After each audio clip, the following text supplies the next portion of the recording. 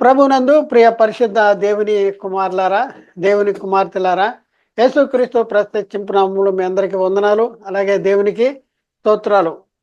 ప్రియులారా, ఎలా ఉన్నారు? అందరూ కులాసా కదా? బాగున్నారు కదా? దేవునికి స్తోత్రం. మేము కూడా దేవుని కృపా మహదైశ్వర్యాన్ని బట్టి మేము కూడా కులాసాగా ఉన్నాం. ప్రియులారా, మరి మరొక అంశం ద్వారా మీ చేరువలోనికి రావటానికి దేవుడు మాకు అనుగ్రహించిన గొప్ప ఆధిక్యతను బట్టి దేవునికి మరొకసారి కృతజ్ఞతాస్తుతులు చెల్లిస్తున్నా. దేవునికి స్తోత్రాలు. ప్రియులారా, మనము గత క్లాసులో చరణ్ గురించినటువంటి కొన్ని సంగతులు మనం నేర్చుకున్నాం. అంటే నేటి క్రైస్తవ సమాజంలో చెర అనే అంశంలో ఉన్నటువంటి గలిబిలి ఏంటి, అపోహలేంటి అనే సంగతులు చాలా క్షుణ్ణంగా నేర్చుకున్నాం. అయితే ఆ అపోహలు, వాళ్ళ కలిగి ఉన్న అపోహలు ఏంటి, వాటి వాటి దానికి వాస్తవం ఏంటి, అపోహలేంటి, వాస్తవం ఏంటి, ఈరోజు వాస్తవాలు నేర్చుకున్న వరుసలో చాలా క్లాసులు పడద్దాయి. కాబట్టి శ్రద్ధగా వినాలి, ఆలోచించాలి, అర్థం చేసుకోవాలి, సత్యాన్ని గ్రహించడానికి ప్రయత్నం చేయాలి. ఎవరిని కూడా వ్యక్తిగతంగా కానీ, సంఘపరంగా కానీ, సంస్థపరంగా కానీ, మరి కించపడటానికి కానీ, తప్పు పట్టుకుంటానికి కానీ, మరి మీది తప్పు మాదే మేము చెప్పేదే కరెక్ట్ అని చెప్పడానికి కానీ మేము లేము. బైబిల్ ఏం చెప్తుంది, బైబిల్లో ఏముంది, అది మీకు తెలియపరచడానికి వచ్చాం. మీకు అర్థమైతే మీరు దాన్ని అనుసరించండి. మాకు అర్థమైంది కానీ మేము అనుసరించము, లేకపోతే మాకు అర్థం కాలేదు మేము అనుసరించము అన్నా సరే మీ ఇష్టం. కాబట్టి ఆలోచించండి.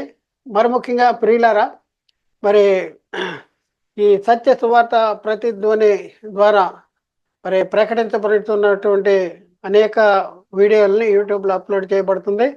కాబట్టి మీరందరూ కూడా మరి లైక్ కొట్టండి, అలాగే సబ్స్క్రైబ్ చేసుకోండి, అలాగే షేర్ చేయండి.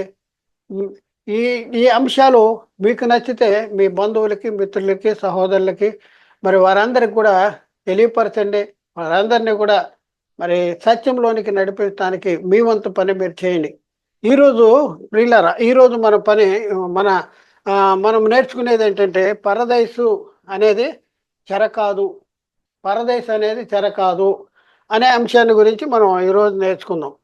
ప్రియులారా, చాలా జాగ్రత్తగా మనం ఆలోచించాలి. ఎందుకు పరదైసు చెర కాదు అనేసి మనం చెప్పడానికి పూనుకున్నాం అంటే, నేటి క్రైస్తవ సమాజంలో సాతాను అనేక అబద్ధ బోధనని తీసుకొచ్చేసి పరదేశిని చెరగా చిత్రీకరించేటటువంటి పరిస్థితి మనం చూస్తూ ఉన్నాం.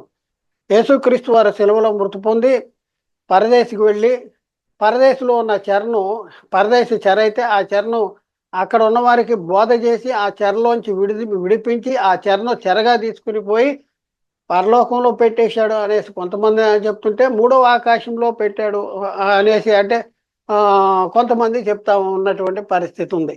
కాబట్టి ప్రియులరా, అసలు చెరను గురించినటువంటి వాస్తవం ఏంటి? పరదేశ చెర,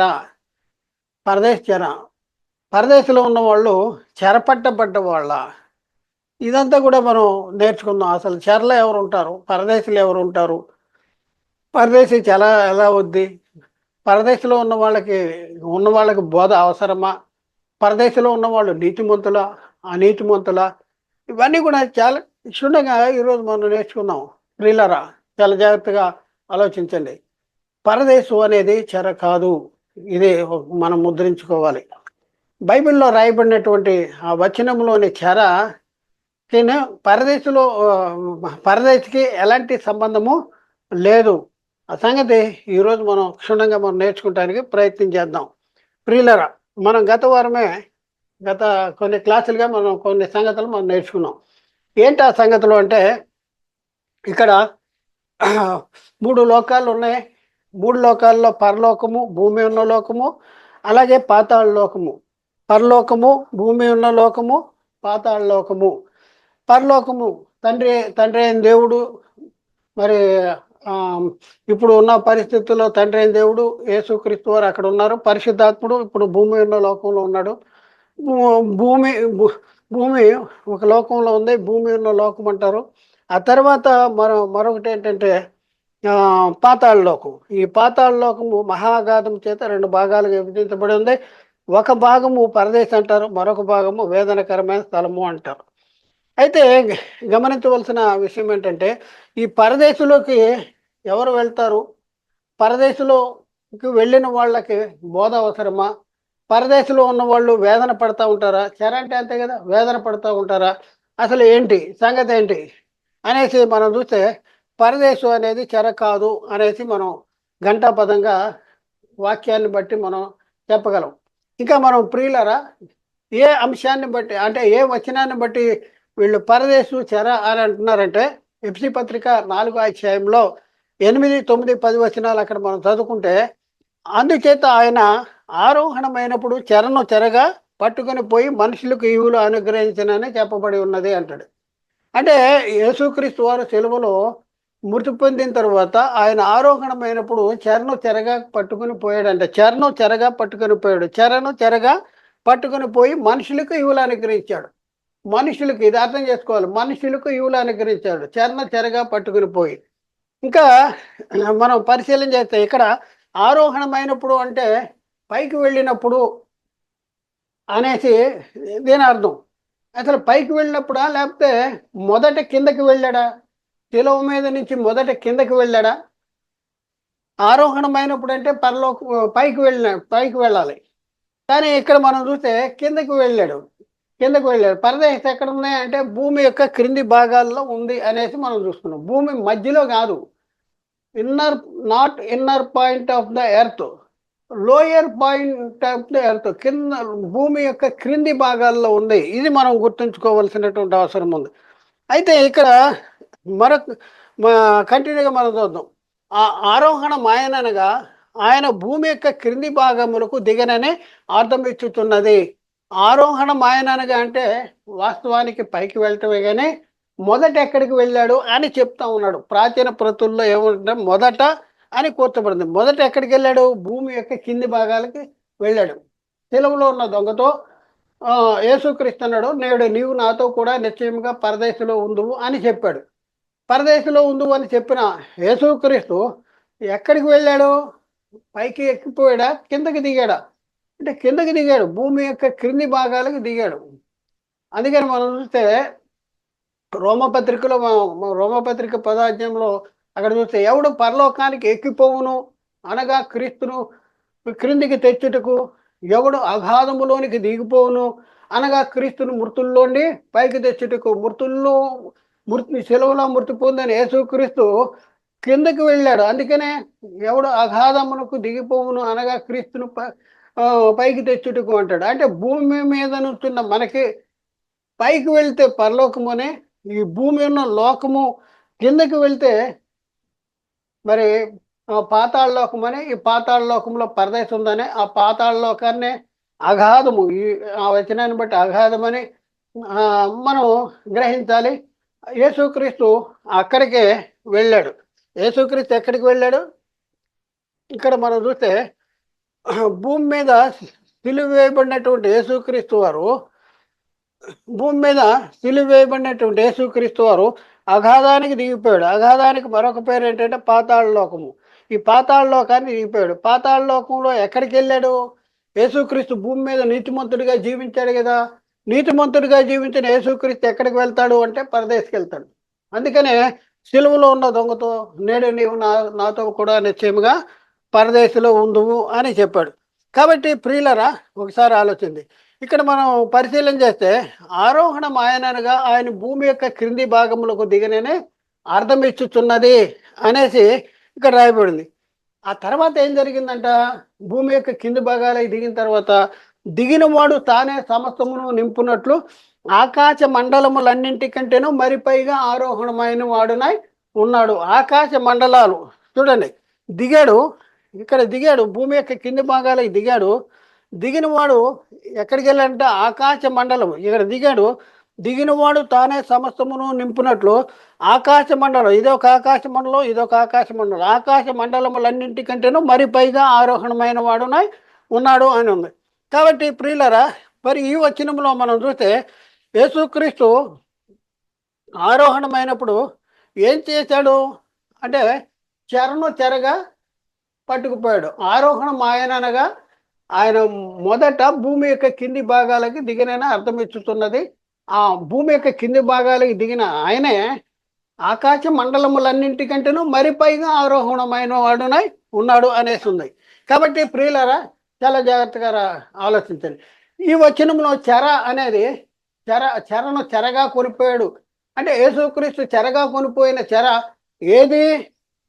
ఎక్కడ ఉన్న చెరను చెరగా కొనిపోయాడు? మన ప్రియులు అంటున్నది ఏంటంటే, సాతాను ప్రేరేపితులు అంటున్నది ఏంటంటే, సాతాను చేత బోధించబడుతున్న వారే చెప్తున్నది ఏంటంటే, యేసుక్రీస్తు కిందకి దిగినప్పుడు, భూమి యొక్క కింది భాగాలు దిగినప్పుడు అక్కడ ఆ పరదేశ అనేది ఉంది. ఆ పరదేశే చెర అంటున్నారు. ఆ చెరలో ఉన్న వాళ్ళకి బోధ చేసి, వాళ్ళకి పాప క్షమాపణ జరిగించి, వాళ్ళకి రక్షణ కలిగించి, ఆ చెర నుండి విడిపించి, ఆ చెరను చెరగా తీసుకుపోయాడు అంటున్నారు. నిజమేనా ఇది? ఇది నిజమేనా? చూడండి, పరదేశీ చెర అని అపోహపడుతున్న వారు ఏం చెప్తున్నారు ఏం చెప్తున్నారు అనేది మనం కొద్దిగా మనం పరిశీలన చేద్దాం. పరదేశే చెర అని చాలామంది నమ్ముతున్నారు మరియు బోధిస్తున్నారు.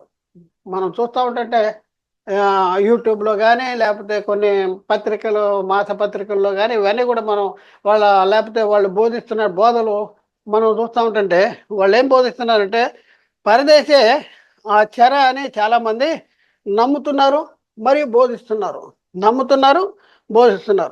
అయితే యేసుక్రీస్తు సిలువలో మృతి పొంది పరదేశికి వెళ్ళి అక్కడ చెరపట్టబడిన నీతిమంతుల ఆత్మలకు బోధ చేసి చాలా జాగ్రత్తగా ఆలోచించి చెరపట్టబడిన నీతిమంతుల ఆత్మలకు బోధ చేసి వారికి పాపక్షమాపణ కలుగజేసి వారికి రక్షణ కలుగజేసి అక్కడ నుండి వారిని తీసుకుని పోయి మూడో ఆకాశంలో ఉంచాడని చెప్తున్నారు. అయితే ప్రియులరా మనం కొన్ని ప్రశ్నలు వేసుకుందాం. ఏంటంటే పరదేశే చెర అని చాలామంది బోధిస్తున్నారు. అవును, నిజంగా ఆ చెరే పరదేశ?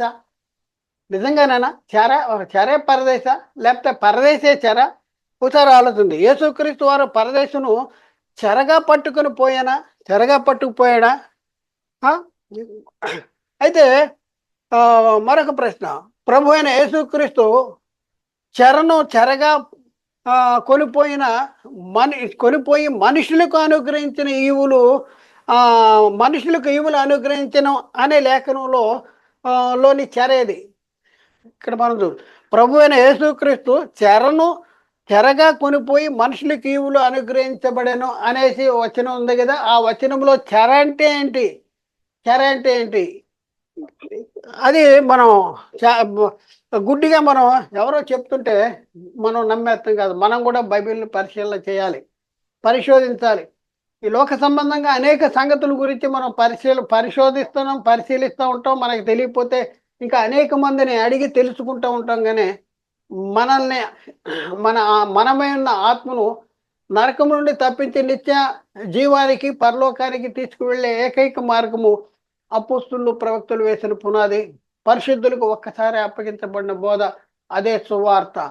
కాబట్టి ప్రియులారా, మరి దీన్ని పరిశీలించవలసినటువంటి అవసరం ఉందా లేదా అనేసి ఒకసారి మనం ఆలోచించుకోవాలి. అయితే పై వచనంలో వ్రాయబడిన చెరేది మనం ఇప్పుడు చూసాం కదా. ఎఫ్సీ పత్రిక 8వ అధ్యాయం 4వ అధ్యాయం 8-10 వచనాల్లో రాయబడిన చెర ఏంటి? పై వచనమును బట్టి యేసుక్రీస్తు ఏ చెరను చెరగా పట్టుకుపోయాడు? చెరను చెరగా పట్టుకుపోయాడు అనేసి ఉంది. ఇంకో మరొక ప్రశ్న ఏంటంటే, యేసుక్రీస్తు చెరగానున్న పరదేశును చెరగా పట్టుకుపోయాడా? చెరగానున్న పరదేశే చెర అయితే ఆ చెరైన పరదేశును చెరగా పట్టుకుపోయాడా? ప్రభు అయిన యేసుక్రీస్తు చెరగా కొనిపోయి మనుషులకు ఈవులు అనుగ్రహించను అను లేఖనములోనే చెరేది ఈవులు అనుగ్రహించాడంట. ఎప్పుడు? చెరగా కొనిపోయి. ఏ చెరను చెరగా కొనిపోయాడు? ఆ చెరేది అనేసి అక్కడ రాయబడింది. మనం పరిశీలన చేయాలి. మరొక ప్రశ్న ఏంటంటే, యేసుక్రీస్తు పాతాళ లోకంలో ఉన్న చెరను చెరగా పట్టుకొని పోయారా? పాతాళ లోకంలో ఉన్న చెరను చెరగా పట్టుకుపోయాడా, లేకపోతే యేసుక్రీస్తు భూమి మీద ఉన్న చెరను చెరగా పట్టుకుపోయాడా? ఏ చెరను చెరగా పట్టుకుపోయాడు? యేసుక్రీస్తు ఎక్కడ పరిచర్య జరిగించటానికి భూ తండ్రి అయిన దేవుడు భూమి మీదకి పంపించాడు. భూమి మీద పరిచర్య జరిగించటానికి పంపించాడా, లేకపోతే పాతాళ లోకంలో పరిచర్య జరిగించడానికి పంపించాడా? ఒకసారి మనం ఆలోచించుకోవాల్సిన అవసరం ఉంది. మనం పరిశీలన చేస్తే భూమి మీద పరిచర్య చేస్తానికి పంపించినట్లుగా ప్రవక్తల ద్వారా మా అనేక లేఖనాల్లో తెలియపరచబడింది. కానీ యేసుక్రీస్తు మరి పాతాళ లోకంలో ఇంకా పరదేశులు మరి అక్కడ పరిచర్య చేస్తాడనే లేఖనాలు ఎక్కడ ఉన్నాయి? ఒకసారి మీరు ఆలోచించుకోండి. లేవు, లేఖనాలు లేవు. ఇంకా మనం చూడండి. ఇంకా మనం చూస్తే యేసుక్రీస్తు ఎక్కడ ఉన్న చెరగా పట్టుకుపోయాడు, ఎక్కడ ఉన్న మనుషులకు ఈవులు అనుగ్రహించాడు. చెరగా పట్టుకుపోయాడు కదా, అనుగ్రహించిన ఈవులేంటి? ఎక్కడున్న మనుషులకు ఈవులు అనుగ్రహించాడు? ఇవి కూడా మనం ప్రశ్నించుకోవాలి. వారికి అనుగ్రహించిన ఈవులేంటి? ఏ ఈవులు అనుగ్రహించాడు? ఎలాంటి ఈవులు అనుగ్రహించాడు? ఇవి కూడా నేర్చుకోవాల్సిన అవసరం ఉంది, తెలుసుకోవాల్సిన అవసరం ఉంది. ఇవేమీ తెలవకపోవటం వలన జరిగేది ఏంటంటే లేఖనాల్ని అపార్థం చేసుకుంటున్నారు. కాబట్టి ప్రియులారా, మరి లేఖనాలను అపార్థం చేసుకున్నటువంటి లేఖనాల్ని మనం వాటిని మళ్ళీ వాటిలో ఉన్న నికర సత్యాలని తెలియపరచడానికి మనం ఈ యొక్క యజ్ఞము, ఈ యొక్క గొప్ప త్యాగము చేసి మరి ఎన్నో రీతులుగా ప్రయాసపడుతూ ఈ వాక్యాన్ని మీ దగ్గర తీసుకురావడానికి ప్రయత్నం చేస్తున్నాం. ప్రశ్న: యేసుక్రీస్తు దేని చేత బంధించబడిన వారిని, దేనిలో బంధించబడిన వారిని విమోచించడానికి ఈ లోకానికి వచ్చాడు? అద్భుతమైనటువంటి ప్రశ్న. చూడండి, యేసుక్రీస్తు అంట దేని చేత బంధించబడిన వారిని, దేనిలో బంధించబడిన వారిని విడిపించటానికి లేక విమోచించటానికి యేసుక్రీస్తు ఈ లోకానికి వచ్చాడు. ఒకసారి ఆలోచించండి. బైబిల్ ఏం చెప్తుంది? పాతాళ లోకంలో పరదేశంలో ఉన్న పరదేశ చెర అయితే ఆ చెరలో ఉన్న వారిని విడిపించడానికి యేసుక్రీస్తు ఈ లోకానికి వచ్చాడని బైబిల్లో ఉందా ఎక్కడైనా? ఒకసారి ఆలోచించండి. యేసుక్రీస్తు ఈ లోకానికి వచ్చేటప్పటికి ఈ లోకంలో ఉన్న మనుషులను చెరపట్టిన చెరేది. యేసుక్రీస్తు ఈ లోకానికి వచ్చేటప్పటికి ఈ లోకంలో జీవిస్తున్నటువంటి మనుషులను చెరపట్టిన చెరేది. ఇవన్నీ కూడా మనం పరిశీలన చేయవలసిన అవసరం ఉంది. ఏ లేఖనాన్ని బట్టి వీళ్ళు చెప్తా ఉన్నారు అంటే మనం చూసాం కదా, ఎఫ్సీ పత్రిక 4వ అధ్యాయం 8, 9, 10 వచనాలను బట్టి వాళ్ళు చెప్తున్నటువంటి పరిస్థితి. అందుచేత ఆయన ఆరోహణమైనప్పుడు చెరగా పట్టుకొని పోయి మనుషులకి ఈవులు అనుగ్రహించబడేనని చెప్పబడి ఉన్నది. ఆరోహణం ఆయనగా ఆయన భూమి యొక్క క్రింది భాగములకు దిగనని కొన్ని ప్రాచీన ప్రతుల్లో మొదట అని కూర్చబడి ఉన్నది. మొదట భూమి యొక్క కింది భాగాలకి దిగనని అర్థమిస్తున్నది. కాబట్టి ప్రియులారా, ఒకసారి ఆలోచించండి. యేసుక్రీస్తు వారు ఎక్కడ ఉన్న చెరగా పట్టుకుపోవటానికి తండ్రి అయిన దేవుడు ఈ లోకాన్ని పంపించాడు. అంటే ఎక్కడ ఉన్న చెరగా పట్టుకుపోవటానికి తండ్రి అయిన దేవుడు ఈ లోకానికి పంపించాడు. ప్రియులరా, ఒకసారి ఆలోచించండి. మన ప్రియులు అనుకున్నట్లు పరదేశం అనేది చెర కాదు. ప్రతిదానికి మనం స్పష్టమైనటువంటి సమాధానం ఇవ్వటానికి ప్రయత్నం చేద్దాం. పరదేశ చెర ఎందుకు కాదు? మేమే అడుగుతున్నాం, మేమే సమాధానం చెప్పడానికి ప్రయత్నం చేస్తున్నాం. చెరలో ఎవరుంటారు? ప్రశ్న వేస్తున్నాం. పరదేశం ఎందుకు చెర కాదంటే చెరలో ఎవరుంటారు చెప్పును. ఆ తర్వాత చెరలో ఉన్నవారి పరిస్థితి ఎలా ఉంటుంది? చెరలో ఉన్నవారు పరిస్థితి హ్యాపీగా పండుకుంటారా? హాయిగా ఉంటారా? ఏసీ రూముల్లో ఉంటారా చెరలో ఉన్నవాళ్ళు? జైలుఖానాలో ఉన్నవాళ్ళు? ఒకసారి ఆలోచించండి. ఎవరు వెళ్తారు చెరలోకి? ఎవరు వెళ్తారు? నీతిమంతులు వెళ్తారా? అనీతిమంతులు వెళ్తారా? చెరలో కష్టపడుతూ ఉంటారా? మరి నెమ్మది పొందుతూ ఉంటారా? సుఖిస్తూ ఉంటారా? ఒకసారి ఆలోచించుకోవాల్సిన అవసరం ఉంది. పరదేశం చెర అని ఎందుకు చెప్తున్నారు? చెర అంటే అర్థం ఏంటి? జైల్లో ఉన్నవాళ్ళు పరిస్థితి ఎలా ఉంటుందో ఒకసారి ఆలోచించండి. ఇంకా మనం పరిశీలన చేద్దాం.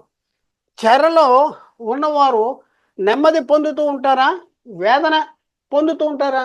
చెరలో ఉన్నవాళ్ళు మీరే ఆలోచించుకోండి. జైల్లో చెర అంటే జైలు అనుకోండి. జైల్లో ఉన్నవాళ్ళు నెమ్మది పొందుతూ ఉంటారు. హ్యాపీగా కూర్చుని నెమ్మది పొందుతూ ఉంటారా? లేకపోతే వేదన పడుతూ ఉంటారా? ఒకసారి ఆలోచించండి. ఇంకా మనం చూస్తే ప్రశ్న చెరలో ఎవరుంటారు? అలాగే పరదేశులు ఎవరుంటారు? చెరే పరదేశి అయితే చెరలో ఎవరుంటారు? పరదేశులు ఎవరుంటారు? ఇది మనం గమనించగలిగితే పరదేశు చెర కాదు అనేసి మనకు అర్థమవుతుంది. మరొక ప్రశ్న, చెరలో ఉన్న వారి పరిస్థితి ఎలా ఉంటుంది? చెరలో ఉన్న వారి పరిస్థితి ఎలా ఉంటుంది? అలాగే పరదేశంలో ఉన్న వారి పరిస్థితి ఎలా ఉంటుంది? ఇది మనం తెలుసుకోవలసినటువంటి అవసరం ఉంది. ఇంకా మనం చూస్తే చెరలో ఉన్నవారు నెమ్మది పొందుతూ ఉంటారా? వేదన పొందుతూ ఉంటారా? చెరలో ఉన్నవారు నెమ్మది పొందుతూ ఉంటారా? వేదన పొందుతూ ఉంటారా? ధనవంతుడు ఉన్నాడు కదా, ఏం ఏం కేకలేస్తున్నాడు? పొలి కేకలేస్తున్నాడు. తండ్రివైన అబ్రహామానిని అగ్ని జ్వాలలో యాతన పడుతున్నాను, నా యందు కనికరపడి తన వేలుకొన్న నీటిలో ముంచి నా నాలుకను చల్లారటానికి అలాదన పంపించు. పొలి కేక వేస్తున్నాను అన్నాడు. అలాగే పరదేశంలో ఉన్నవారు నెమ్మది పొందుతూ ఉంటారా? వేదన పొందుతూ ఉంటారా? పరదేశంలో ఉన్నవాళ్ళు వేదన పొందుతూ ఉంటారా? వేదన పొందితే అది చెర అనుకుందాం. వేదన పొందుకోను. అక్కడ అబ్రహాము చెప్తున్నాడు, నువ్వైతే ఇక్కడ యాతన పడుతున్నావు, లాజరైతే నెమ్మది పొందుతున్నాడు అనేసి చెప్తున్నటువంటి పరిస్థితి. వాడు ఇక్కడ నెమ్మది పొందుతున్నాడు అనేసి అక్కడ రాయబడింది. కాబట్టి ఆలోచించండి. ఇప్పుడు దాని జవాబు, చెరలో అనీతిమంతులు ఉంటారు. చెరలో ఎవరు ఉంటారు? జైల్లో ఎవరిని వేస్తారు? రోడ్డెంబటి వెళ్ళే ప్రతి వాడిని తీసుకెళ్ళి జైల్లో వేసేస్తారా? ఒకసారి ఆలోచించండి.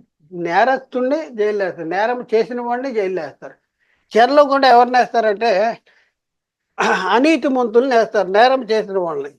అలాగే పరదేశంలో ఎవరుంటారు? అక్కడ పరదేశంలో నిద్రించిన నీతిమంతులు ఆత్మలు ఉంటారు. నిద్రించిన నీతిమంతులు ఉంటారు. నీతిమంతులు నీతిమంతులు ఉండే పరదేశిని చెర అంటారా? అనరు. ఎందుకంటున్నారంటే ఏదో అక్కడ వాక్యం ఇక్కడ వాక్యం మెలికలు పెట్టేసి అవి పెట్టేసి ఇవి పెట్టేసి తెలిసి తెలవనటువంటి పరిస్థితుల్లో లేఖనాలని ఆత్మ సంబంధమైన సంగతులతో సరి చేసుకోలేనటువంటి పరిస్థితుల్లో ఎవరో చెప్పేసినటువంటి అసత్యాన్ని వీళ్ళు పట్టేసి అదే ప్రకటించేటటువంటి పరిస్థితి నేటి క్రైస్తవ సమాజంలో జరుగుతూ ఉంది. సాతాను చేత మరి గలిబిలి చేస్తూ ఉన్నటువంటి పరిస్థితి. కాబట్టి ప్రియులరా ఒకసారి చెరలో అనీతిమంతులు వేదన పొందుతూ ఉంటారు. చెరలో ఎవరుంటారు? అనీతిమంతులు ఉంటారు. చెరలో అనీతిమంతులు ఏం చేస్తూ ఉంటారు? వేదన పొందుతూ ఉంటారు. పరదేశులు ఎవరుంటారు? నీతిమంతులు ఉంటారు, నిద్రించే నీతిమంతులు. పరదేశులో నిద్రించే నీతిమంతులు నెమ్మది పొందుతూ ఉంటారు. కాబట్టి పరదేశు చెర ఎలా అవుద్ది? పరదేశంలో నిద్రించిన నీతిమంతుల ఆత్మలు ఉంటారు. పరదేశులు ఎవరుంటారు? నిద్రించిన నీతిమంతుల ఆత్మలు ఉంటారు. మరి చెరలో ఎవరుంటారు? అనీతిమంతులు ఉంటారు. కాబట్టి ప్రియులారా ఒకసారి పరదేశంలో నిద్రించిన నీతిమంతులు ఉంటారు, పరదేశంలో నిద్రించిన నీతిమంతులు ఉంటారు అని తెలియపరిచేటటువంటి కొన్ని లేఖనాలు మనం పరిశీలన చేద్దాం. పరదేశులు ఎవరుంటారు? నిద్రించిన నీతిమంతులు ఆత్మలు ఉంటారు. భూమి మీద నీతిమంతులుగా జీవించి చనిపోయిన వారు పరదేశకు వెళ్తారు. భూమి మీద నీతిమంతులుగా జీవించి చనిపోయిన వారు పరదేశకు వెళ్తారు. దానికి చూద్దాం. భూమి మీద నీతిమంతులుగా జీవించిన యేసుక్రీస్తు పరదేశకు వెళ్ళాడు. ప్రబల నిదర్శనం, మనకి ప్రబల నిదర్శనం. భూమి మీద నీతిమంతుడిగా జీవించాడు. యేసుక్రీస్తు ఏమన్నాడు? నా యందు పాపం ఉన్నదని ఎవడు స్థాపించును? పరిశుద్ధుడు, నీతిమంతుడు, పాపుల్లో చేరక మరి తను పరిశుద్ధపరుచుకున్నవాడు. మరి అలాంటి యేసుక్రీస్తు నా యందు పాపం ఉన్నదని ప్రశ్నించిన యేసుక్రీస్తు నీతిమంతుడు కాదా? పరదేశి చెర అయితే పరదేశికి ఎందుకు ఆ చెరలోకి ఎందుకు వెళ్తాడు? ఒకసారి భూమి మీద నీతిమంతుడిగా జీవించిన యేసుక్రీస్తు పరదేశకు వెళ్ళాడు. అంటే భూమి మీద నీతిమంతులుగా జీవించి నిద్రించిన వాళ్ళు ఎక్కడికి వెళ్తారు అనేసి దానికి యేసుక్రీస్తు మనకు ప్రబల నిదర్శనం. చూద్దాం చూడండి, ఎక్కడ ఆ సంగతి మనం చూస్తే యేసుక్రీస్తు సెలవులో ఉన్నప్పుడు ఇద్దరు దొంగలు ఆయనతో కూడా సిలువ వేయబడ్డారు. అందులో ఒక దొంగ అంటాడు, యేసు నీవు నీ రాజ్యంలోనికి వచ్చినప్పుడు నన్ను జ్ఞాపకం చేసుకో అనే యేసుక్రీస్తుని ప్రాధేయపడితే యేసుక్రీస్తు దొంగతో చెప్తా ఉన్నాడు.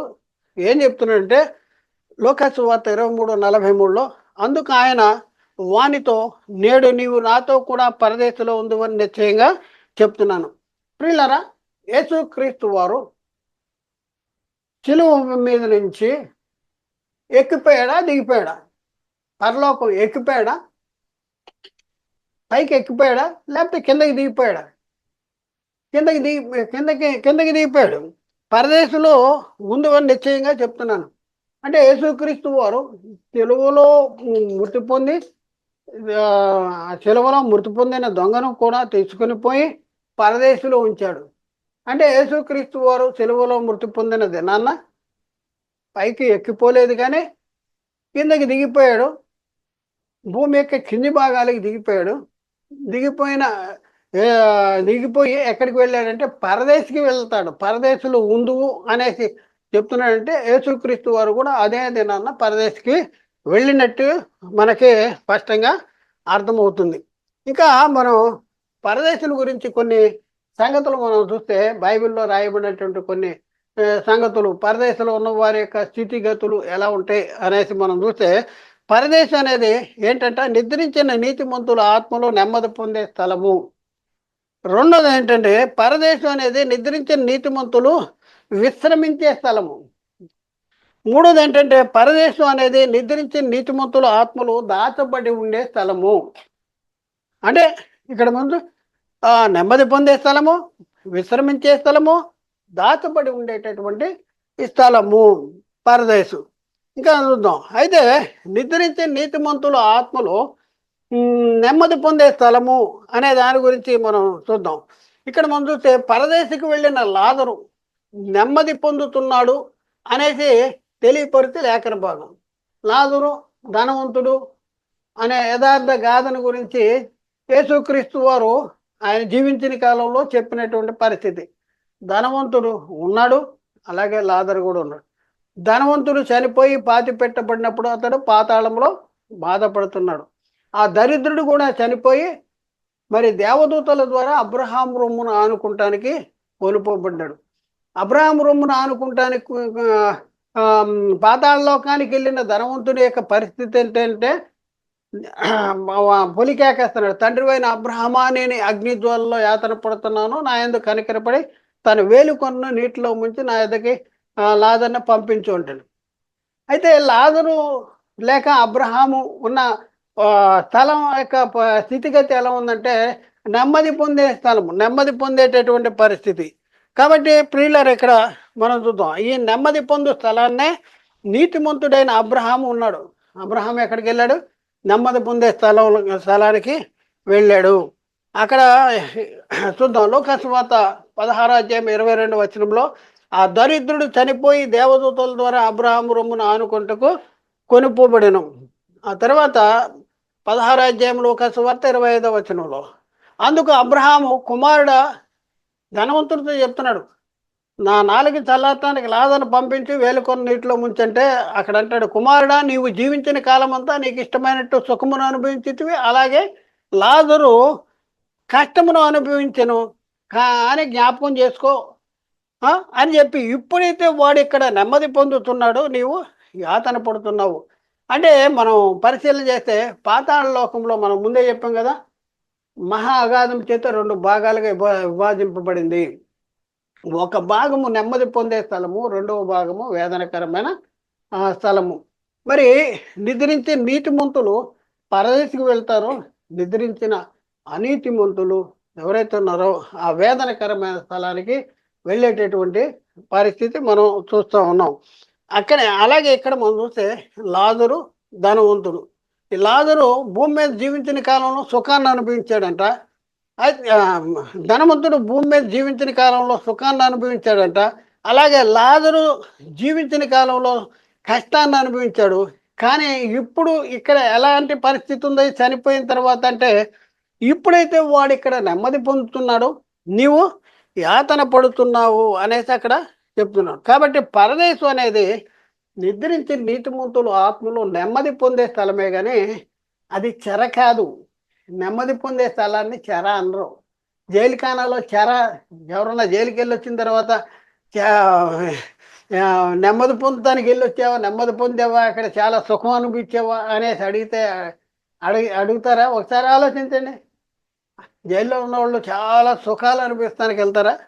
రెండోది, పరదేశం అనేది నిద్రించిన నీతిమంతుల ఆత్మలో విశ్రమ స్థలము అనేసి తెలియపరిచే లేఖనం. విశ్రమించే స్థలం. యేసుక్రీస్తు రెండోసారి ఈ లోకానికి వచ్చేటంత వరకు నిద్రించే నీతిమంతుల ఆత్మలో అందరూ కూడా ఎక్కడుంటారంటే పరదేశులు విశ్రమిస్తూ ఉంటారు. మనము ఎక్కడికైనా వెళ్ళాలంటే ట్రైను టికెట్ తీసుకొని లోనికి వెళ్తాం. లోనికి విమానం కానీ ట్రైన్ కానీ ఏదో ఒకటి. ఆ తర్వాత అది కొన్ని గంటలు, ఒక 4 గంటలు 6 గంటలు, లేకపోతే లేటు అన్నారనుకోండి, ఒక గంట లేట్ అన్నారనుకోండి, అక్కడ ఏముంటాయి, విశ్రాంతి గదులు ఉంటాయి. విశ్రమిస్తారు. ఆ ట్రైన్ వచ్చేలోపు ఆ టైం వరకు వాళ్ళు విశ్రమిస్తారు. అలాగే పరదేశు పరదేశం అనేది నిద్రించిన నీతిమంతులు యేసుక్రీస్తు రెండోసారి వచ్చేంత వరకు విశ్రమించే స్థలము. పరదేశం అనేది విశ్రమించే స్థలము. చూద్దాం ప్రియులారా, ఎక్కడుందంటే ప్రకటన గ్రంథంలో 6వ అధ్యాయము 9వ వచనం నుంచి 11వ వచనం వరకు ఈ మాటలు రాయబడి. ఆయన 5వ ముద్ర విప్పినప్పుడు దేవుని వాక్యము నిమిత్తమును తామిచ్చిన సాక్ష్యము నిమిత్తమును వధించబడిన వారి ఆత్మలను చూచి తినే అంటాడు. వధించబడిన వారి ఆత్మలు ఎందుకు వధించబడ్డారంట? వాళ్ళు దేవుని వాక్యము నిమిత్తము తామిచ్చిన సాక్ష్యము నిమిత్తము వధించబడ్డారు. అయితే ఏం జరిగిందంటే, వారు ఎక్కడున్నారు? వీళ్ళు ఎక్కడున్నారు? ఎక్కడుని కేకలేస్తున్నారు? నిమిత్తము ఆత్మలను బలిపీఠం కింద సూచిస్తుంది. బలిపీఠం అంటే ఏంటి? బలిపీఠం అంటే యేసుక్రీస్తు బలైపోయింది ఎక్కడ? భూమి మీద. భూమి మీద బలైపోయాడు. అంటే భూమి యొక్క క్రింది భాగాల్లో ఉన్న పాతాళ లోకంలోని పరదేశంలో ఉన్నారు వీళ్ళు. అక్కడి నుంచి పొలికేక వేస్తున్నారు.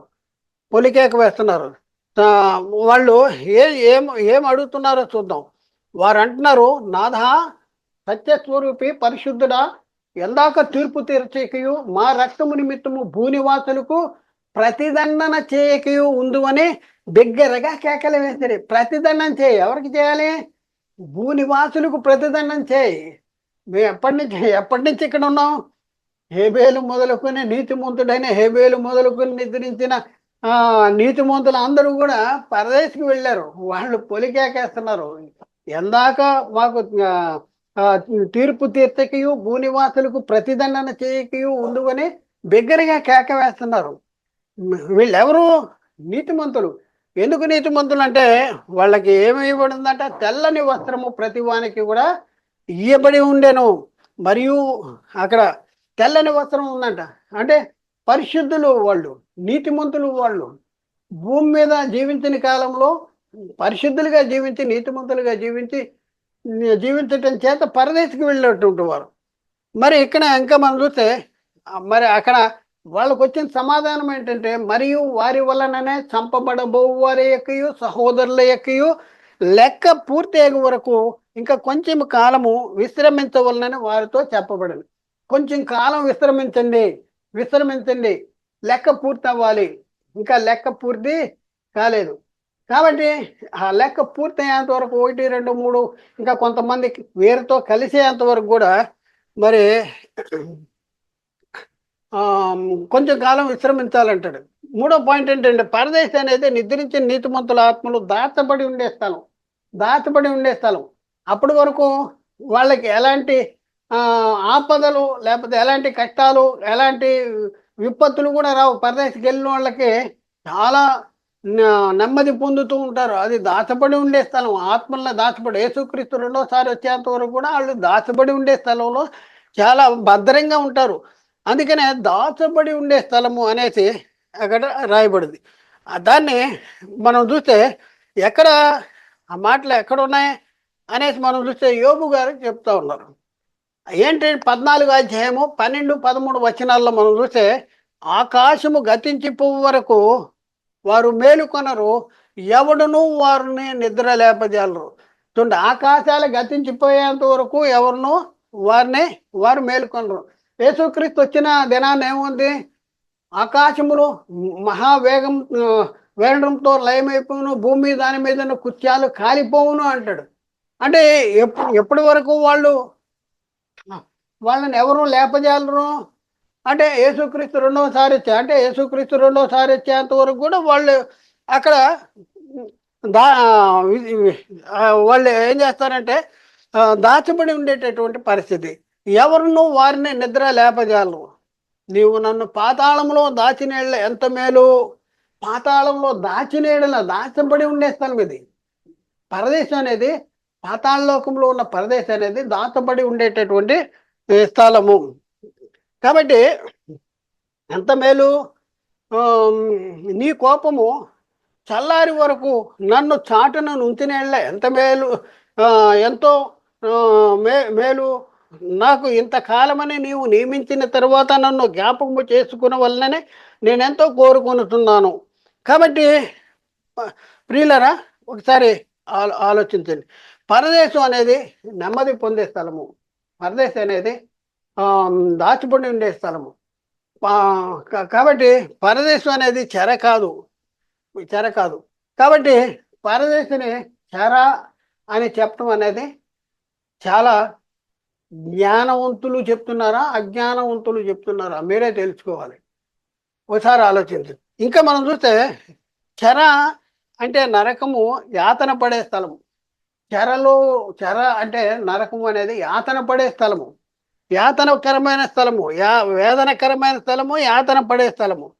చెరలోనున్న వారు పరిస్థితి ఏంటంటే నిరాహారులకి. ఈ లోక సంబంధంగా మనం ఆలోచిస్తే చెరలో ఉన్న వాళ్ళకి పరిస్థితి ఎలా ఉంటుందంటే, కొంతమందికి చెరలో ఈ లోక సంబంధంగా, మరి బైబిల్ పరంగా కూడా కొన్ని రాజుల కాలంలో చెరకొనిపోయినటువంటి వారి పరిస్థితి ఎలా ఉంది అనేసి మనం ఆలోచిస్తే, ఇక్కడ బైబిల్ పరంగా మనం ఆలోచిస్తే బైబిల్లో కొంత మంది రాజులు, మరి అటు ఇస్రాయేలీలు కానీ ఇంకా మా యూదుల్ని కానీ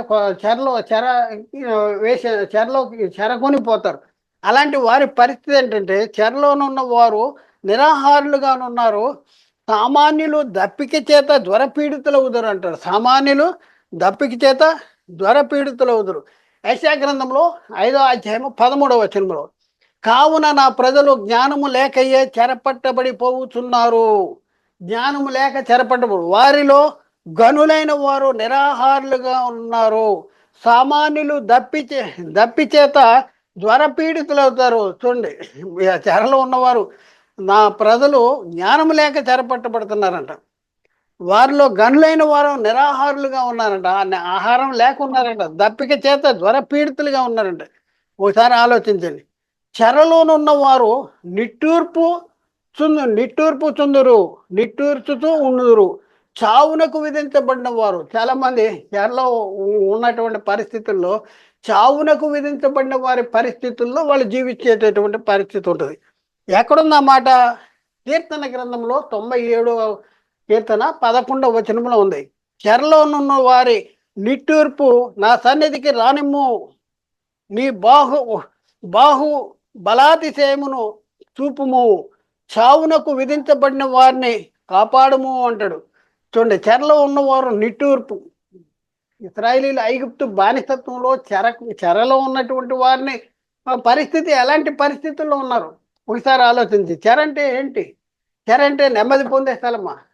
చెర అంటే పరదేశ? ఒకసారి ఆలోచించండి. భూమి మీద చూడండి, చెరలోకి ఎవరు వెళ్తారు? భూమి మీద తనకిష్టం వచ్చినట్లు జీవించి నా ధనవంతుడు పాతాళ లోకంలో బాధపడుతున్నాడు. భూమి మీద ధనవంతుడి జీవితాన్ని చూస్తే, ధనవంతుడు అంటే అనుదినము బహుగా సుఖించేవాడంట, సన్నపునార వస్త్రాలు ధరించుకునేవాడు. ఎలాంటి జీవితాన్ని చూపించాడు? తనకిష్టమైనట్లు జీవించాడు, దేవునికి ఇష్టమైనట్టు జీవించాల. అందుకన్నాడు భూమి మీద తనకిష్టమైనట్లు జీవించిన ధనవంతుడు పాతాళ లోకంలో బాధపడుతున్నాడు. ఎక్కడ బాధపడుతున్నాడు ఏంటి అనే సంగతి లేఖనాల్లో ఉందో మనం చూద్దాం. లోకాసు వార్త 16:22-24 వరకు. ఆ దరిద్రుడు చనిపోయి దేవదూతల ద్వారా అబ్రహాము రొమ్మున ఆనుకుంటకు కొనిపోబడెను. ధనవంతుడు కూడా చనిపోయి పాతి పెట్టబడెను. అప్పుడు అతడు పాతాళంలో బాధపడుతూ ఏం చేస్తున్నాడంట, భూమి మీద దేవునికి ఇష్టమైన రీతిలో జీవించిన ధనవంతుడు, దేవునికి వ్యతిరేకమైన జీవితాన్ని కలిగిన ధనవంతుడు పాతాళలో చనిపోయిన తర్వాత పాతాళ లోకానికి వెళ్ళాడు. అక్కడ బాధపడుతున్నాడు. బాధపడుతూ ఆయనకి అక్కడికి వెళ్ళిన తర్వాత ఎవరు కనపడుతున్నారు, కన్నులు ఎత్తంగానే ఎవరు కనపడుతున్నారంటే అబ్రహాం గారు కనపడుతున్నారు. పాతాళ లోకంలో వెళ్ళిన ధనవంతుడికి అబ్రహాం గారు కనపడుతున్నారు. అబ్రహాం గారు అనే అడుగుతున్నాడు. అబ్రహాము అతని రొమ్మున ఆనుకున్న లాదన్నే చూచాడు.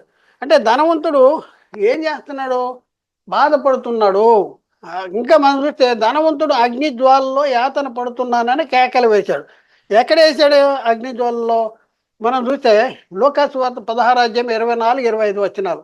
తండ్రివైన అబ్రహామా, నా యందు కనికరపడి తన వేలుకన్ను నీటిలో ముంచి నా నాలుకను చల్లార్చుటకు లాదన్ని పంపుము, నేను ఈ అగ్ని జ్వాలలో యాతన పడుతున్నాను అని కేకలు వేసి, నేను ఈ అగ్ని జ్వాలలో యాతన పడుతున్నాను అనేసి కేక వేశాడు. నేను ఈ అగ్ని జ్వాలలో యాతన పడుతున్నాను. ఒకసారి ఆలోచించండి ప్రియులారా, ఒకసారి ఆలోచించండి. అగ్ని జ్వాలలో యాతన పడుతున్నాడు ఎవరు?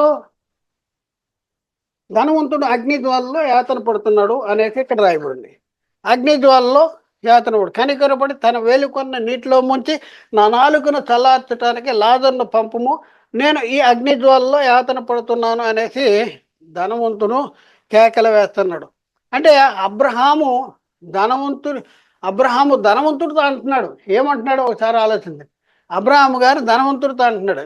ఏమంటున్నాడు అంటే, ఇప్పుడైతే వాడు ఇక్కడ నెమ్మది పొందుతున్నాడు, నువ్వు యాతన పడుతున్నావు. నీవు జీవించిన కాలం అంతా సుఖాన్ని అనుభవించావు, లాజరు కష్టాన్ని అనుభవించాడు. ఇప్పుడైతే వాడు ఇక్కడ నెమ్మది పొందుతున్నాడు, నువ్వు యాతన పడుతున్నావు. చూద్దాం వచనాన్ని చూద్దాం ప్రియులర్. ఆ వచనాన్ని చూద్దాం. లోకాసు వార్త 16:25 వచనంలో, అందుకు అబ్రహాము కుమారుడా, నీవు నీ జీవిత కాలమందు నీకు ఇష్టమైనట్టు సుఖమును అనుభవించేటివి, అలాగునే లాజరు కష్టమును అనుభవించాను. ఎక్కడ జీవించిన కాలంలో నువ్వు జ్ఞాపకం చేసుకో ఒకసారి. నీ ఇంటి ముందు ఆ వాకిటి పడినటువంటి రొట్టె ముక్కల్ని మరి తిని జీవనం గడిపాడు కదా. నీకు ఒకసారి జ్ఞాపకం చేసుకో. నువ్వు చాలాసార్లు చూసుంటావు. ఇప్పుడైతే వాడు ఇక్కడ నెమ్మది పొందుతున్నాడు, నువ్వు యాతన పడుతున్నావు. ఇప్పుడు ఏం చేస్తున్నాడంట, వాడు అక్కడ యాతన పడ్డాడు, కష్టపడ్డాడు. మరి లాజరు కష్టాన్ని అనుభవించాడు. ఇప్పుడు ఏం చేస్తున్నాడంట, నెమ్మది పొందుతున్నాడు, నువ్వు యాతన పడుతున్నావు. ఎక్కడికి వెళ్ళాడు? చెరలోకి వెళ్ళాడు. అంటే వేదనకరమైన స్థలానికి వెళ్ళాడు. వేదనకరమైన స్థలము వెళ్ళి అక్కడ యాతన పడుతున్నాడు. ఇంకా మనం పరిశీలన చేస్తే అక్కడికి వెళ్ళిన తర్వాత ధనవంతుడికి బుద్ధి వచ్చింది. బుద్ధి వచ్చి ఏమంటున్నాడు, అలాగైతే తండ్రి నాకు 5 సహోదరులు ఉన్నారు, వారును ఈ వేదనకరమైన స్థలమునకు రాకుండాన్నట్లు వారికి సాక్ష్యం ఇచ్చటానికి ఆ లాజరును పంపించి, ఎందుకంటే ఆ లాజరు అయితే మా వాళ్ళను చాలా గుర్తుపడతారు, మావాడు కూడా లాజరును గుర్తుపడతాడు, అందుకని లాజరును పంపి ఏంటంటే వారికి సాక్ష్యం ఇవ్వటానికి. ఏం సాక్ష్యం ఇవ్వాలి? ఏం సాక్ష్యం? మీ మీ మీ మీ మీ సహోదరుడు, మీ అన్న పొజిషన్ చాలా బ్యాడ్ అయిపోయింది, అక్కడ నరకంలో కాలుతున్నాడు అని సాక్ష్యం ఇవ్వాలంటే ఈయన వెళ్ళి చెప్పాలంట. ఇక్కడ చూడండి, వారును ఈ వేదనకరమైన స్థలములకు రాకుండా వారికి సాక్ష్యం ఇచ్చటికే లాజరును పంపించు అనేసి ధనవంతుడు అబ్రహామును ప్రాధేయపడుతున్నటువంటి పరిస్థితి. లోకాసు వార్త 16:27-28 వచనంలో, అప్పుడు అతడు తండ్రి, అలాగైతే నాకు 5 సహోదరులు ఉన్నారు, వారును ఈ వేదనకరమైన స్థలమునకు. ధనవంతుడు ఎక్కడున్నాడు? వేదనకరమైన స్థలములో ఉన్నాడు. ఈ వేదనకరమైన స్థలమునకు రాకుండా వారికి సాక్ష్యం ఇచ్చటికే నా తండ్రి ఇంటికి పంపవల్లని నిన్ను వేడుకొనుతున్నాను అంటాడు. చూడండి, అయితే ప్రియులరా, యేసు చెప్పిన ఈ యథార్థ గాథ పరిశీలన చేస్తే ధనవంతుడు చనిపోయి పాతాళ లోకానికి వెళ్ళాడని మనకు అర్థమవుతుంది. అయితే పాతాళ లోకానికి వెళ్ళిన ధనవంతుడికి దూరము నుండి అబ్రహాము అతని రొమ్మున ఆనుకునున్న లాజరు కూడా కనపడుతున్నారు అనేసి మనకి అర్థమవుతుంది. అంత మాత్రమే కాదు గానీ, ధనవంతుడు, అబ్రహాము వారు ఒకరితో ఒకరు మాట్లాడుకుంటున్నారు. వారి సంభాషణ బట్టి ధనవంతుడు యాతనకరమైన లేక వేదనకరమైన స్థలంలో ఉన్నాడని మనకు అర్థమవుతుంది. అలాగే లాజరు నెమ్మది పొందు స్థలములో ఉన్నాడని కూడా మనకు అర్థమవుతుంది.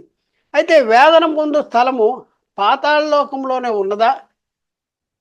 పాతాళ లోకంలోనే ఉంది. వేదన పొందే స్థలము పాతాళ లోకంలో. ఎందుకంటే ధనవంతుడు ఎక్కడికెళ్ళాడు? పాతాళ లోకానికి వెళ్ళాడు. పాతాళ లోకానికి వెళ్ళిపోయి అక్కడ పాతాళ లోకంలో అగ్ని జ్వాలలో యాతన పడుతున్నానంటాడు. లోకాసు వార్త 16:25. ధనవంతుడు కూడా చనిపోయి పాతాళ లోకానికి వెళ్ళాడు. పాతాళ లోకానికి వెళ్ళిన ధనవంతుడు వేదన పొందుతున్నాడు. కాబట్టి ఈ వేదన పొందు స్థలము పాతాళ లోకములోనే ఉందని మనకి స్పష్టంగా అర్థము అవుతుంది. ఇకపోతే అబ్రహాము గారు ఉన్న నెమ్మది పొందు స్థలము ఎక్కడుంది? ఈ నెమ్మది పొందు స్థలము పరలోకంలో ఉన్నదా లేక పాతాళ లోకంలోనే ఉన్నదా? ఎక్కడుంది ఇది? ఈ నెమ్మది పొందే స్థలం పాతాళ లోకములో వేదనకరమైన స్థలములోనున్న ధనవంతుడికి మరియు నెమ్మది పొందుతున్న స్థలములోనున్న అబ్రహాముకు మధ్య ఒక లోకము అడ్డున్నదా? ఒక లోకం అనేది అడ్డుందా? లేకపోతే ఒక మహా అగాధము చేత అగాధము అడ్డుగా ఉందా? లోకం అడ్డుందా? ఒక అంటే పాతాళ లోకంలోనే ఒక 2 భాగాలుగా ఒక మహాగాధము చేత వేరుపరచబడి ఒక భాగంలో ధనవంతుడు, ఒక భాగంలో అబ్రహాం గారు ఉన్నారా? లేకపోతే ఈ రెండు వేరు వేరు లోకాలంటే రెండు వేరు వేరు లోకాలు కాదు అనేసి లేఖనాన్ని బట్టి మనకు అర్థమవుతుంది. కాబట్టి ఒక మహాగాధము అడ్డుగా ఉన్నదా? వేదనకరమైన స్థలము నెమ్మది పొందే స్థలమునకు ఒకే లోకంలో ఉండి మహాగాధము చేత వేరుపరచబడి 2 వేరు వేరు స్థలముల మొదలైన సత్యమును బైబిల్ గ్రంథము నుండి పరిశీలించవలసినటువంటి అవసరం ఉంది. గమనించండి ప్రియులారా, పాతాళ లోకము ఇది మహా అగాధము. మహాగాధానికి ఒక పక్క పరదేశం ఉంటే మరొక పక్క వేదనకరమైన స్థలం ఉంది. ప్రియులారా, చాలా జాగ్రత్తగా ఆలోచించండి. అబ్రహాము గారు ఉన్న నెమ్మది పొందు స్థలము పాతాళ లోకములో ఒక భాగము. పాతాళ లోకములో అగ్ని జ్వాలలో యాతన పడుతున్నటువంటి ధనవంతుడు అబ్రహాము గారు ఉన్నటువంటి నెమ్మది పొందుతున్నటువంటి స్థలములకు మధ్య ఒక లోకము అడ్డు ఉన్నదని బైబిలు గ్రంథము చెప్పుట లేదు. మరి ఏమడ్డుంది? ఒక మహాగాధం అడ్డుంది. వారిద్దరూ ఒకే లోకంలో మహా అగాధము చేత వేరు చేయబడి ఉన్న 2 స్థలాలు. అవును, పాతాళ లోకము మహా అగాధం చేత 2 భాగాలుగా వేరు చేయబడి ఉంది. పాతాళ లోకము మహా అగాధం చేత 2 భాగాలుగా వేరు చేయబడింది. ఒక భాగము నెమ్మది పొందే స్థలం అయితే మరొక భాగము వేదన పొందేటటువంటి స్థలము. పాతాళ లోకము 2 భాగాలుగా వేరు చేయబడింది. ఒక భాగము నెమ్మది పొందే స్థలము, దాన్నే పరదేశు. మరొక భాగము వేదనకరమైన స్థలము, అదే నరకము. మరి ఇంకా మనం పరిశీలన పరలోకానికి ఎక్కిపోని దావీదు ఎక్కడికి వెళ్ళాడో మనం గత క్లాసుల్లో మనం నేర్చుకున్నాం. ఇప్పుడు ఈ క్లాసు చెప్పేది మీకు అర్థం కావాలంటే గత క్లాసులు వినుండాలి. ఇక్కడ చూడండి, పరలోకానికి ఎక్కిపోని దావీదు ఎక్కడికి వెళ్ళాడు? బైబిల్లో రాయబడింది. దావీదు పరలోకానికి ఎక్కిపోలేదు అంటే దావీదు ఎక్కడికి వెళ్ళాడు అంటే, దావీదు తన తరము వారికి సేవ చేసి నిద్రించి పితరులు ఎందుకు చేర్చబడ్డాడు అనేసి లేఖనాలు మనం చూసుకున్నాం. అదే ఇక్కడ చెప్తున్నా, పరలోకానికి ఎక్కిపోని దావీదు ఎక్కడికి వెళ్ళాడంటే అక్కడ పితరుల దగ్గరికి వెళ్ళాడు అని ఉంది. అంటే పరలోకానికి ఎక్కిపోని దావీదు తన పితరుల ఎందుకు చేర్చబడ్డాడు అంటే, దావీదు పితరులు ఎవరు అంటే అబ్రహాము. కాబట్టి అబ్రహాము గారున్న పాతాళ లోకంలోనే నెమ్మది పొందు స్థలములోనే దావీదు కూడా ఉంటాడని మనకు అర్థమవుతుంది. దావీదు చనిపోయి పితరుల దగ్గరికి వెళ్ళాడు. దావీదు పితరులు ఎవరంటే అబ్రహాము. మరి అబ్రహాం గారు పాతాళ లోకంలో ఒక భాగమైన నెమ్మది పొందే స్థలంలో ఉన్నాడు. మరి దావీదు గారు ఎక్కడ ఉంటారు? దావీదు గారు తన పితరుల దగ్గరికి వెళ్ళాడంటే తన పితరుడైన అబ్రహాము దగ్గరికి వెళ్ళి ఉంటాడు. అంటే అబ్రహాము గారు ఉన్న దగ్గరే ఎవరు ఉంటారని మనకు అర్థమవుతుంది, దావీదు కూడా ఉంటాడు అనేసి మనకు అర్థమవుతుంది. ఇంకా మనం చూద్దాం, మరి అబ్రహాము గారి గురించి మనం ఆలోచిద్దాం. అబ్రహాము అబ్రహాముకి పితరులు ఎవరు అంటే హేబేలు కానీ, హనోక్ కానీ, నోవాహు కానీ, వీళ్ళందరూ కూడా అబ్రహాము గారు అబ్రహాముకి పితరులు. మరి వీళ్ళు ఎక్కడున్నారు? వీళ్ళు ఎక్కడున్నారంటే మనం చెప్పే సంగతి ఏంటంటే వీళ్ళు కూడా అబ్రహాము గారు ఉన్నటువంటి నెమ్మది పొందే స్థలంలోనే ఉన్నారు. అబ్రహాము గారు నెమ్మది పొందే స్థలంలో అది ఎట్లా? హేబేలు కానీ, హానోక్ కానీ, నోవాహు కానీ అబ్రహాము గారు ఉన్న నెమ్మది పొందే స్థలంలో ఉన్నారంటే అదెలా మనం అర్థం చేసుకోవాలంటే అబ్రహాము గారితో దేవుడు మాట్లాడుతూ ఉన్నాడు. నీ నీ దినములు తీరిన తర్వాత, నువ్వు వృద్ధుడు అయిన తర్వాత నువ్వు చనిపోయి ఎక్కడికి వెళ్తాడంటే నీవు నీ పితరులు ఎందుకు చేర్చబడతావు అనేసి దేవుడు అబ్రహాంతో చెప్పినటువంటి సంగతి మనం చూస్తాం. కాబట్టి ప్రియులరా, ఎందుకంటే అబ్రహాము గారు మృతి పొంది తన పితరుల ఎందుకు వెళ్ళాడు కాబట్టి అబ్రహాం గారికి దేవుడు చెప్పాడు, నువ్వు మంచి వృద్ధాప్యం వచ్చినప్పుడు మృతి పొంది పితరుల దగ్గరికి వెళ్తావు అనేసి దేవుడు చెప్పాడు. కాబట్టి అబ్రహాం గారు మృతి పొంది ఎక్కడికి వెళ్ళి ఉంటాడు? పితరుల దగ్గరికి వెళ్ళి ఉంటాడు. మరి అబ్రహాము గారు ఉన్న పాతాళలోకంలోని నెమ్మది పొందే స్థలంలోనే అబ్రహాము గారి యొక్క పితరులు హేబేలు, హానోకు, నోవాహులు కూడా ఉన్నారని మనకు చాలా స్పష్టంగా అర్థమవుతుంది. కాబట్టి ఆలోచించండి, అర్థం చేసుకుంటానికి ప్రయత్నించండి. పరదేశం అనేది చెర కాదు. పరదేశం అనేది చెర కాదు. ఆ చెర ఏదో మనం రాబోయే క్లాసుల్లో మనం చెప్దాం. ఏ చెరను చెరగా కొనిపోయాడు, ఎక్కడ ఉన్న చెరను చెరగా కొనిపోయాడు, కొనిపోయిన తర్వాత మనుషులకు అనుగ్రహించిన ఈవులేంటి, ఇవన్నీ కూడా చాలా చాలా చాలా స్పష్టంగా మనం నేర్చుకోవడానికి ప్రయత్నం చేద్దాం. కాబట్టి ప్రియులరా, ఆలోచన చేయండి, అర్థం చేసుకోండి. ఈ వాక్యాలన్నీ కూడా క్రమముగా ఒకదాని తర్వాత ఒకటి మీరు వినగలిగితేనే మీకు అర్థమవుద్ది. ఏదో మీకు నచ్చిన టైటిల్ని మీరు క్లిక్ చేసి దాన్ని మీరు ఆ వీడియోని చూడటం వలన మీకు అర్థమవుదు. కాబట్టి ఆలోచన చేయండి, అర్థం చేసుకోండి, సత్యాన్ని గ్రహించండి. పరదేశు చెర కాదు. పరదేశం అనేది చెర కాదు. పరదేశం అనేది నిద్రించిన నీతిమంతుల ఆత్మలో నెమ్మది పొందే స్థలం. పరదేశం అనేది నిద్రించిన నీతిమంతుల ఆత్మలో దాచబడి ఉండే స్థలము. కాబట్టి ఆలోచించండి, పరదేశం అనేది చెర కాదు. కాబట్టి యేసుక్రీస్తు వారు శిలువలో మృతి పొంది పరదేశికి వెళ్ళి, పరదేశి చెర అయితే ఆ చెరలో ఉన్న వాళ్ళకి బోధ చేసి వాళ్ళని ఆ చెర నుండి వాళ్ళకి పాపక్షమాపణ జరిగించి, వాళ్ళకి రక్షణ కలిగించి, వారిని తీసుకొని పోయి మూడో ఆకాశంలోనో లేకపోతే పరలోకంలోనో పెట్టాడు అని చెప్తున్నటువంటి బోధ లేఖనానుసారమైన బోధ కాదు. ఎందుకంటే పరదేశం అనేది చెర కాదు. ఇది అర్థం చేసుకుంటానికి ప్రయత్నించండి. మీకు అర్థమైతే మీరు అనుసరించండి. మాకు అర్థం అవ్వలేదు అంటే మీ ఇష్టం. మాకు అర్థమైనా మేము అనుసరించమంటే అది కూడా మీ ఇష్టం. దేవుడు మాట్లాడిన ప్రతి మాట ప్రతి ఒక్క హృదయంలో నీరుగట్టి ఫలింపచేయను గాక. ఆమెన్. అందరికీ వందనాలు. దేవునికి స్తోత్రాలు.